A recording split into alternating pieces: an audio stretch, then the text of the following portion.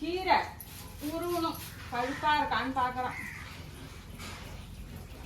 நல்லா பசுமையாக இருக்குல்ல, மழை பெஞ்சது இல்லை.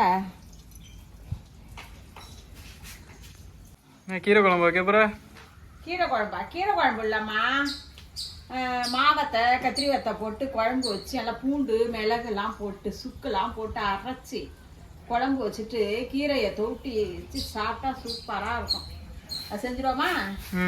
அதுதான் அலசுனேன்.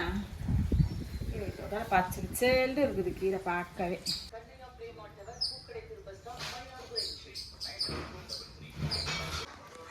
இதில் வெந்நீரில் நம்ம வந்து மாவத்தை, இது பார்த்தீங்கன்னா கத்திரி வத்தை, இதெல்லாம் கொஞ்சம் நேரம் வெந்நீரில் ஊற போட்டால் கொஞ்சம் நல்லா சாஃப்டாக வெந்திருக்கும்.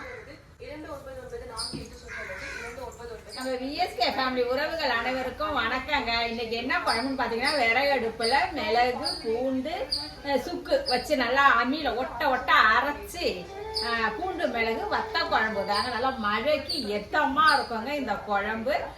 அதுதான் இன்னைக்கு குழம்பு செய்ய போறேன். வாங்க அது எப்படி செய்யறதுன்னு பார்த்தேன்.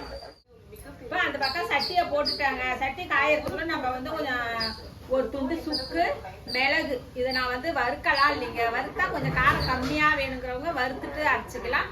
நான் சும்மாவே சாதாரணமா அரைக்க போறேன். இது அப்பதான் அந்த மிளகோட வாசனை அப்படியே கிடைக்கும் நமக்கு.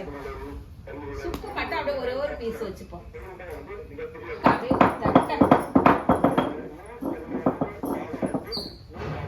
இதுல நல்லா ஒரு ஸ்பூனு அளவுக்கு மிளகு.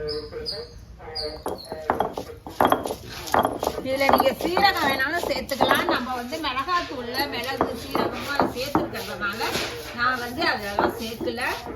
இது வந்து சுக்கும் மிளகு பூண்டு மூணையும் அரைச்சிதாங்க நான் சேர்க்க போறேன். பூண்டை வந்து அரைக்க கூடாது, கடைசியா இதை அரைச்சிட்டு அப்படியே 2 தட்டை தட்டிட்டு எடுத்துக்கணுங்க. இது மாதிரி வச்சு சாப்பிட்டு பாருங்களாம்.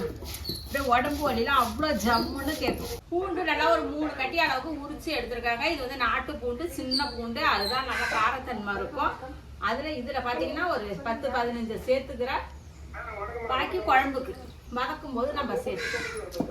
அப்படியே இப்படி தாங்க தட்டணும். அப்படி தட்டணும். இதை இப்ப நம்ம வந்து அப்படியே வலிச்சு எடுத்துக்க வேண்டியதாங்க.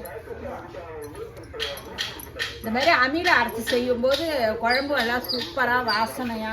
அதோட இந்த அம்மியை வந்து அப்படியே நம்ம கழுவி சேர்க்கிற தண்ணி அவ்வளோ டேஸ்டா இருக்கும். இது கடைசியா அந்த அணியை கழுவி நம்ம சேர்த்துக்கணும். சட்டி நல்லா காஞ்சிட்டு எண்ணெய் சேர்த்துப்போம். இதுக்கு பாத்தீங்கன்னா நல்லெண்ணெய் தாங்க சேர்க்கணும்.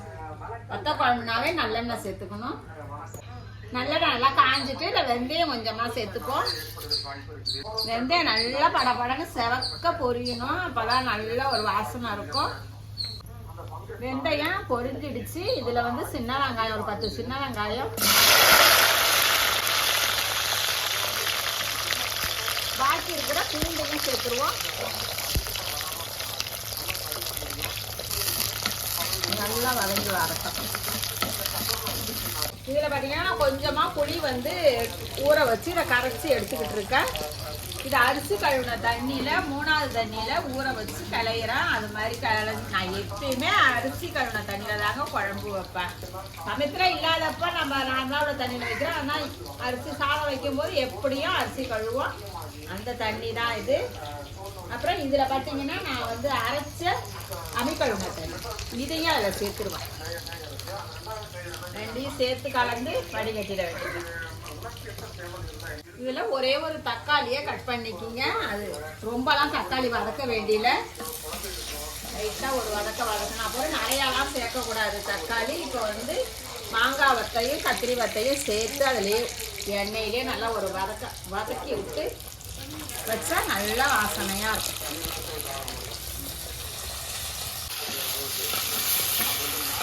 நல்லா கம்மன்னு இருக்கு இல்லம்மா வாசனை.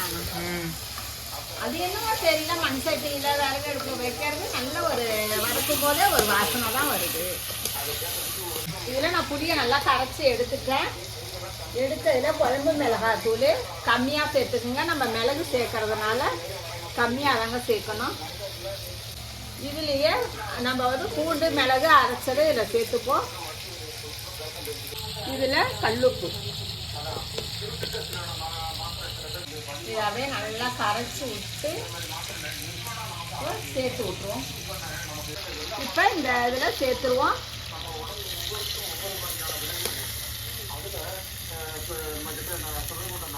இந்த குழம்புக்குமா இப்போ என்னமோ இப்போ நமக்கு வெயில் அடிக்குது, ஆனால் மழை பெய்யணும், மச்சோன்னு பெய்யணும். அப்படியே இந்த சுட சுட சாதத்தோட குழம்பு, அதுக்கு வந்து சுடு தண்ணி வச்சு பக்கத்தில் வச்சுக்கிட்டு சாப்பிடணும், அப்படி இருக்கும். இது நல்லா ஒரு கொதி வரட்டும். திறந்து பார்ப்போமா? நல்லா கொதிச்சு வருது.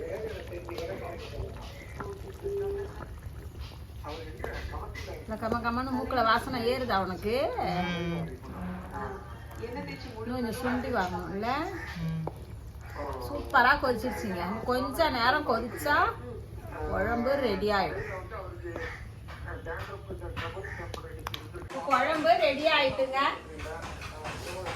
நல்லா மேலே எண்ணெய் பிரிஞ்சு குழம்பு ரெடி ஆயிடுச்சு. நல்லா இந்த அளவுக்கு இருந்தால் போதும், ஊற்றி சாப்பிட்ற அளவுக்கு. இப்போ முருங்கைக்கீரை தோட்டிட்டாங்க. இது பார்த்தீங்கன்னா ஷார்ட் வீடியோவில் போட்டிருக்கேன் நான். இது முருங்கைக்கீரை பொரியல் வந்து ஷார்ட் வீடியோவில் போட்டிருக்கேன். அது எண்ணெய் இல்லாமல் அப்போல்லாம் கிராமத்துலலாம் பார்த்தீங்கன்னா தண்ணி ஊற்றி மிளகாய் கிள்ளி போட்டு அப்படி தாங்க முருங்கைக்கீரை தோட்டுவாங்க. அது ஒரு தடவை செஞ்சு பாருங்களா, அது நல்லா டேஸ்ட்டு நல்லாயிருக்கும். இந்த வத்த குழம்புக்கு அப்பளமும் பொரிச்சாச்சு, முருங்கைக்கீரையும் பொரியல் ரெடி ஆயிடுச்சு.